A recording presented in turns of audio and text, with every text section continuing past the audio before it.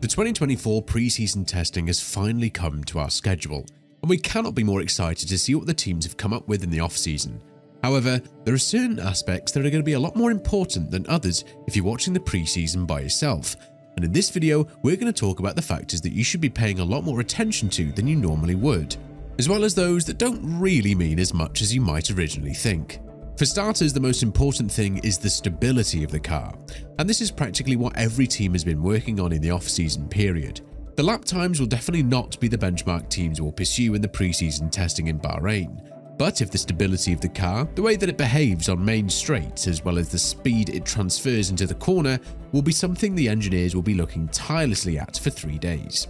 The car needs to brake at an exact pressure point, and it should allow the drivers to judge the corner properly. And the one way to do that is to balance the downforce requirements of the car. This is where things vary from driver to driver. For example, Hamilton is a driver who loves a bit more rear downforce. This is why he made tons of comments about how the W14 felt, like he was sitting on its front wheels, and it didn't allow him to make a proper judgment entering the corner.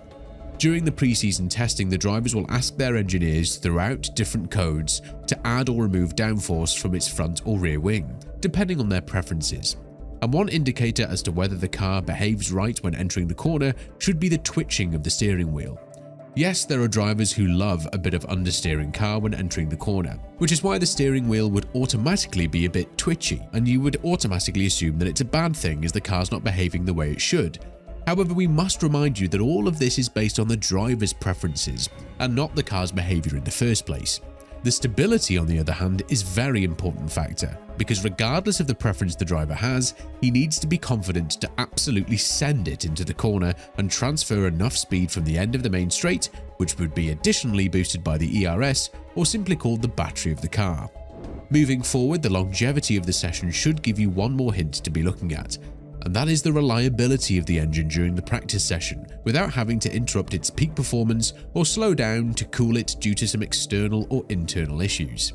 If you recall correctly, one of the most important things that was talked about in Bahrain last year was the race pace laps that each team was able to do without interruption, with the lap count being one of the most important factors that the teams would be looking into. Even if it sounds paradoxical at this moment, especially if you're a Mercedes fan, more lap times equals more data gathered from all the aspects of the car, from aerodynamics all the way to mechanical flaws that could be present on the car. Simply put, if the driver is able to extract maximum performance out of it, or to drive as many laps as possible on what would normally be a race day, then the team would be able to tweak the car in the following days and prepare it for the first race day in Bahrain, which comes on the 2nd of March. And while we're here at the data collection process, one of the most important things you'd have to be looking at is the fluorescent green color that would be present on all the cars, as well as the aerodynamic rakes made out of titanium. The former one is actually called FlowVis, and it does serve a very simple but important mission. It allows the engineers to see how the air strikes the car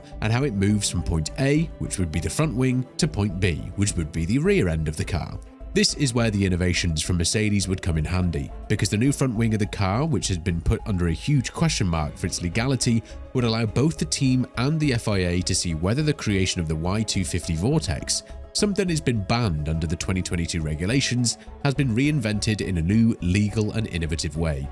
Apart from that, the FlowVis allow the team to see whether there is a certain point where the airflow is disrupted and it breaks into pieces, which then causes turbulent air to hit certain parts of the car, such as the tyres.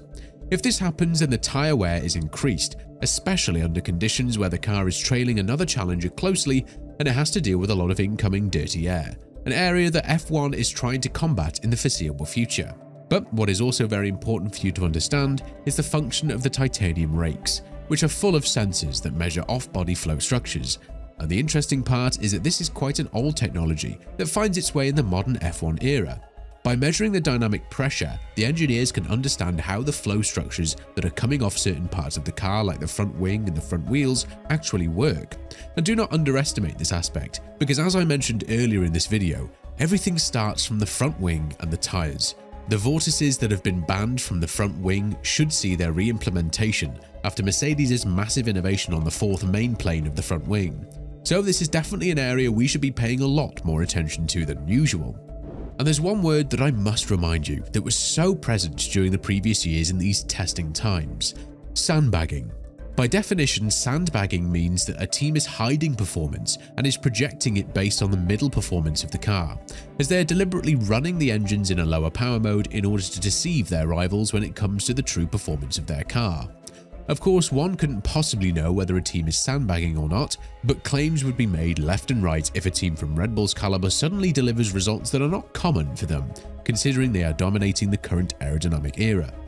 What this would eventually bring is a lot of changes in the leaderboards, and if you see a midfield team leading for the majority of the training session, we'd suggest that you do not get your hopes up high. Lap times are not essentially what the teams would be aiming at. They might send 1 or 2 fast qualifying laps to push the car to the absolute extreme, but that wouldn't be on top of their priorities list. It would barely make the list in the first place. As I mentioned earlier in this video, consistent lap times in which the engine would be put under constant pressure, as well as the rest of the car, would give the team a lot more data than trying to prove that they're the one-lap masters on the grid. However, it is worth mentioning that in the past 4 seasons, the team that topped the timesheets in the preseason testing was the team that won the Drivers' Championship. In 2020, that was Mercedes, while from 2021 to 2023, it was Red Bull. So a certain pattern can be noticed here when it comes to consistency and longevity of the cars that would hit the longest season ever recorded in F1, 24 races. This is also very important because if you look at last year's preseason testing, it was Red Bull's car that was the fastest, but not as much as we saw throughout the entire course of the season. This gave teams like Aston Martin a bit of false hope that they were on the right track to compete with Red Bull somewhere down the line, with Alonso saying that his team was faster than some front-running rivals over a race distance. But as the season progressed, we've seen that just because Aston Martin had promising results in the preseason testing and was competitive in the first couple of races, it doesn't mean that they were ready to take on the challenge of being consistently at the top of their game. Now, the key thing that would definitely happen a lot is hiding, or more precisely, a lot of people would be standing around the cars so that data won't be leaked until the cars hit the tarmac. Barriers would be put up by the teams in front of their new cars, and every single detail matters, because the experts have also warned that some of the spec cars that we've been seeing on the launch dates might not be the ones with which they will be running the preseason testing in Bahrain, as more modifications would come so that the rest of the grid would be caught up by this process. Be that as it may, a very packed preseason testing is waiting for us, considering the fact that many of the drivers expressed their concerns about having only 3 days to test out their vehicles that should perform over the course of a 24-race calendar. With this in mind, teams would try to hide as much data as possible, but also push their cars to certain extremes in order to see whether or not they have done a good job in the past couple of months. Which team do you think will surprise us the most in the preseason testing? Let us know in the comments below, and once you do that, make sure to click on the video that's appearing on your screen right now.